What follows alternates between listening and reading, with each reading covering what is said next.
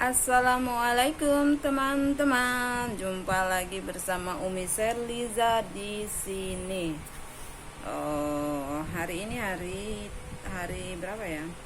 Hari Selasa tanggal berapa? 24. Hari ini tanggal 24, tepatnya hari Selasa, di mana hari ini aku dengar kabar di sebelah rumahku, katanya di sebelah kondoku, ada yang terkena virus corona ya, positif virus corona gitu. Jadi agak-agak gimana gitu ya, agak-agak deg-degan, takut gimana gitu. Nah kebetulan hari ini kok aku kepingin sekali makan yang namanya rujak, teman-temanku sekalian. Jadi aku beli timun sama beli bengkuang, dan rencananya itu mau tak bikin rujak buah. Aku udah bermimpi kayaknya enak gitu rujak buahnya, semoga aja enak gitu ya kan. Nggak tahu kenapa hari ini kok moodku beda gitu, nggak biasanya. Mungkin karena terlalu capek kerja ya, memang betul-betul capek kerjaku hari ini, full banget. Ini pun baju gosokanku dari hari Sabtu ya, belum kupegang sampai sekarang karena memang kerjaannya super banyak, super numpuk. Jadi aku tuh nggak bisa menghandle semuanya secara bersamaan karena dikondisikan juga badan terasa itu ya. Jadi hari ini aku mau bikin rujak seperti kita rujak Indonesia gitu biasa. Dan aku taruh cabai sama asam jawa, garam, sama gula.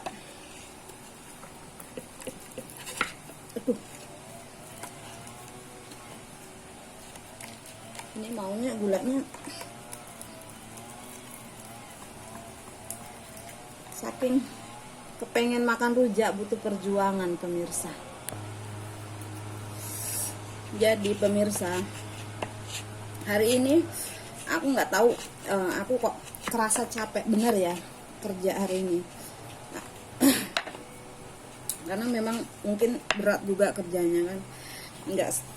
Pokoknya kita kerja di luar negeri itu ikut orang itu nggak seindah foto profil gitu ya.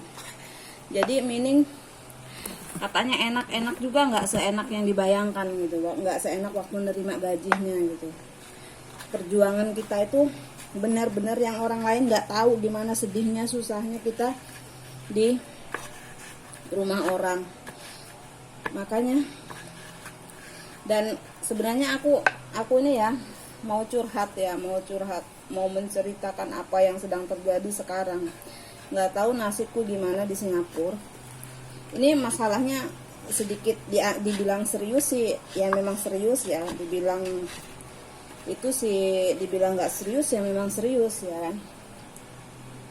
Ceritanya ya, 2 tahun setengah yang lalu nggak ya 2 tahun yang lalu aku punya seorang kawan, dia berasal dari Jawa ya. Nggak tahu Jawa mana karena kita kenalnya di Singapura. Singkat cerita, kita kenal memang baru beberapa saat lah, kayak beberapa minggu gitu. Kita kenal pun antara dari kawan ke kawan gitu. Mbak itu namanya Mbak Siti ya, Siti Huriah. Aku kasih tahu nama yang sebetulnya karena aku nggak mau nanti mereka ada yang bilang kok apa cerita dibuat-buat apa gimana. Cerita ini nggak dibuat-buat, ada juga Facebooknya ya itu gitu. Jadi dulu 2 tahun yang lalu aku tuh punya masalah ekonomi yang kurang bagus lah, dia pun sama. Jadi pada suatu hari ketika kita mau pulang kampung, dia pun mau pulang kampung, kita itu mikir nggak ada duit ya kan, habis gimana caranya gitu. Terus di Singapura sama, mungkin di Singapura, di Hong Kong atau di Taiwan semua sama, ada tempat namanya peminjaman duit ya, peminjaman uang itu. Jadi peminjaman uang itu kan kalau di Singapura sini namanya money lender ya. Money lender itu ya tempat peminjaman uang itu tadi. Jadi semua yang work permit itu boleh pinjam gitu ya, berapapun, tapi di limit, nggak harus berapa puluh juta, nggak, minimal 1.000 gitu ya. 1.000 itu sekitar 10 jutaan lah gitu. Singkat cerita, dia kan kebingungan juga karena dia kan posisinya mau pulang mudik tapi nggak punya duit. Saya pun seperti itu. Akhirnya aku dan dia itu memutuskan untuk sama-sama pergi ke money lender, mau pinjam duit ya kan. Nah kebetulan peraturan di money lender yang kita datang itu harus couple gitu, harus berpasangan. Ya aku nggak tahu ya berpasangan itu maksudnya gimana, nggak taunya berpasangan itu saling memberi memberi jaminan gitu ya. Garantor itu jaminan. Dia menjamin saya bahwa saya ini benar mau membayar, saya pun menjamin dia bahwa dia itu membayar gitu. Jadi kita sama-sama memberikan jaminan gitu kan. Setelah memberikan jaminan, singkat cerita kita pulang ke kampung. Saya pulang 2 minggu, dia pun pulang 2 minggu. Setelah saya pulang lagi ke Singapura, dia belum pulang. Tiba-tiba ya tak SMS kan, namanya kita teman. Kamu belum pulang ke sini mbak? Oh belum katanya. Terus besoknya telepon SMS, mbak permitku di cancel sama si mamku. Lah kenapa? Aku bilang kan otomatis kita terkejut ya. Lah kenapa? Nggak tahu, katanya majikanku dipecat sama ini kantornya, soalnya katanya kelamaan cuti. Sedangkan terbangku kan lusa, nggak taunya aku di cancel permitku. Gimana mbak ini mbak, sementara gajiku juga ada sama majikanku, katanya ditahan. Emang gajinya ditahan, aku tahu dia nggak bohong. Udah gitu kok. Oh oke, aku bilang. Terus gimana? Ya kamu apply baru, maksudnya cari majikan baru mbak gitu. Iya. Terus singkat cerita dia udah cari majikan baru katanya.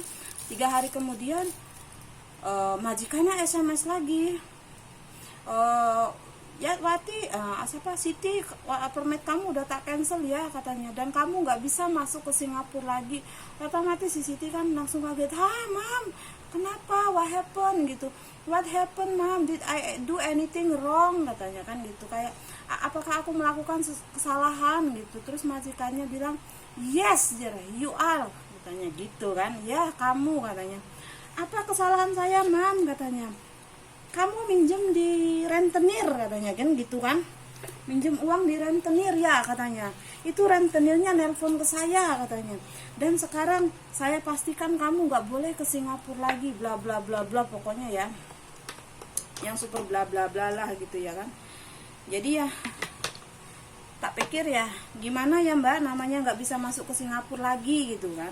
Ya udah ya, tapi aku tetap ngomong, tapi sampean bayar ya mbak ya utangnya, jangan sampai menyusahkan saya, membuat saya di sini gimana, saya pun nanti kena imbasnya gitu ya kan.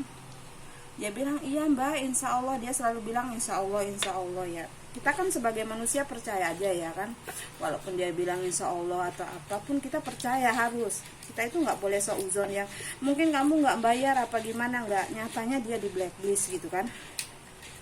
Udah gitu memang bener di blacklist, dia nggak bohong pun, aku tahu. Kita kan bisa ngelihat orang di blacklist kan dari itunya. Terus alhasil ya aku diteror terus sama banknya. Sampai sekarang aku masih diteror, katanya aku tuh harus ngeganti uang yang dia pinjam itu gitu. Sedangkan aku pernah ngangsur nolongin dia itu sebanyak 2 juta berapa gitu ya. Dan aku itu pun aku sangat, karena aku takut ada apa-apa dengan aku kan. Kita kan, aku sendiri, aku masih kepengen kerja, keluarga aku menunggu. Aku nggak mau gara-gara teman ya bisa kayak gitulah. Udah gitu sekarang kepalaku jadi agak sedikit pening lagi karena masalah ini belum kelar. Si orang banknya itu masih SMS ke saya karena tahu nomorku gitu kan. Sekarang masalahnya kalau aku ganti nomor itu kan mereka tetap bisa ngelacak permitku, alamatku mereka masih. Jadi aku nggak mau menghindari itu, nggak mau aku melarikan diri lah. Aku pikir gini, lebih baik tak bayar apa gimana. Jadi kesimpulannya adalah daripada aku di blacklist dari sini, karena bukan kesalahanku lah, itu kan bukan kesalahanku ya kawanku. Memang sih tadinya salahku karena aku memberi jaminan gitu, dan sekarang dia dia sendiri pun nggak tahu bisa bayar apa enggak, sedangkan aku sendiri pun keadaannya ekonominya ya nggak menghilangkan sih, nggak menghilangkan rezeki gitu ya, ada aja gitu ya kan, rezeki itu ada aja gitu. Nah, yang saya mau tegaskan di sini adalah untuk mbak-mbaknya TKW ataupun TKI ataupun TKA ya, TKL ataupun, jangan kalian memberikan jaminan apapun kepada teman kalian walaupun dia teman baik. Kalau bukan yang satu kampung, kalau satu kampung kita oke lah, fine lah, kita bisa cari kan di rumahnya. Kalau yang kita nggak tahu alamatnya, bla bla blanya, lebih baik nggak usah. Kalau kita mau ngasih seikhlasnya, tapi jangan kita membantu lagi. Pengalamanku pribadi, aku sampai dimarahi sama emakku ya, kenapa kamu nolong, berapa juta aku udah ngeluarin duit untuk nutupin utang dia. Memang dibayar ke saya, tapi kan kita kan di sininya ibaratnya dijadikan buronan gitu, di uber-uber gitu kan. Kalau majikanku sendiri dia tahu kalau aku punya utang keluar itu dia nggak masalah, karena asal jangan kita sampai membuat masalah gitu.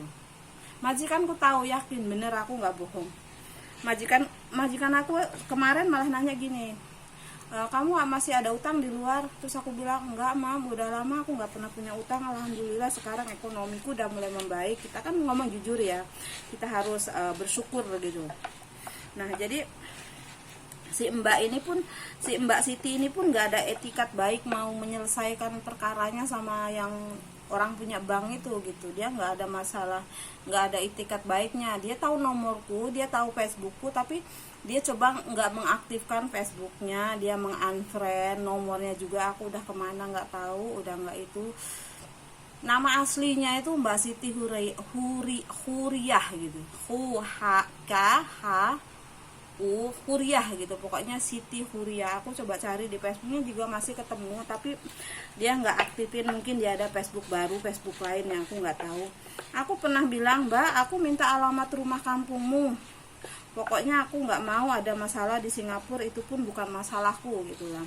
Aku nggak mau di blacklist dari Singapura gara-gara masalah ini.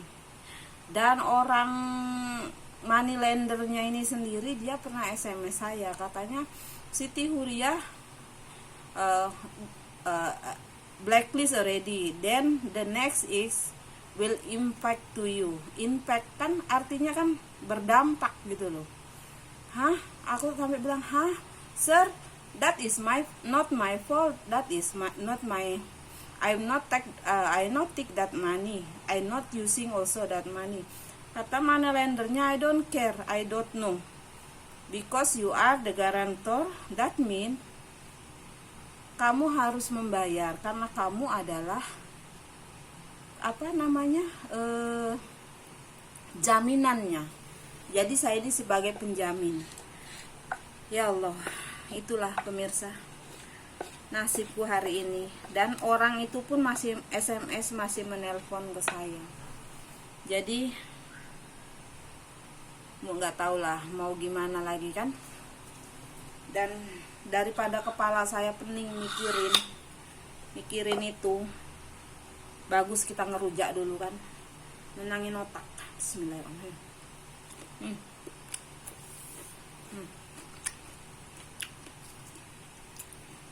Dan harap tolong jangan bosan, like, share, komen, subscribe, bunyikan loncengnya. Itu saja judulku hari ini. Judul ceritanya hari ini adalah menagih hutang di alam goib.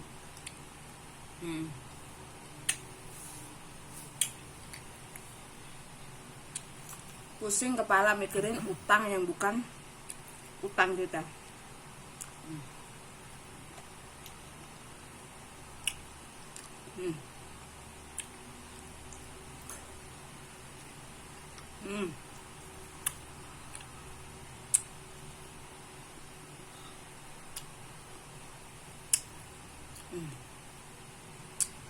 Udahlah pemirsa, itu sajalah curhatku hari ini ya.